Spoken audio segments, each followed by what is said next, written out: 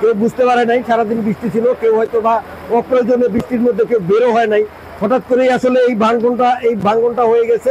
Even অনেক মানুষের বেশিরভাগ ঘরবাড়ি তারা আসলে সরাই ছাড়তে পারে নাই। এখানে একটা বিল্ডিং ছিল, আমি যতটা জানি এই যে বিল্ডিংটা, এই বিল্ডিং এর পাশে কয়েকটা বাড়ি ছিল, ঘর ছিল, এগুলো আসলে নদীর মধ্যেই আছে। দেখতেই পারতেছেন যে কি পরিমাণ দোকানপাট ছিল, তারপরে আপনার বাড়িঘর ছিল। এখন ওই যে দেখতেছেন যে গাছটা এই মাত্র পড়লো। এখন এটা যে কই দেওয়া ঠেকবে আসলে আমরা আসলে সত্যিকারই অসহায় হয়ে দাঁড়িয়ে। এখন আমাদের দাবি হলো এই জায়গাটা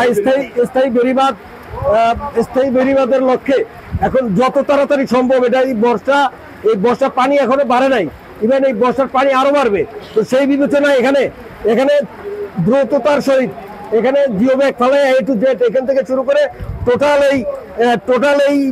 এই যে এই অংশটা ঝুঁকিপূর্ণ যে অংশটা আছে, এই টোটাল অংশটাকে মূলত জিও ব্যাগ ফেলাই আসলে এটার আপাতত একটা সমাধান আসলে করা অত্যন্ত জরুরি বলে মনে করছি।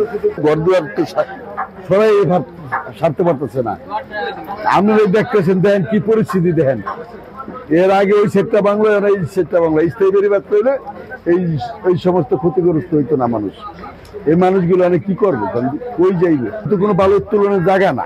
বালু উত্তোলন এই যে জায়গায় করছে, এই জায়গা তো বিশাল চর পড়ে গেছে।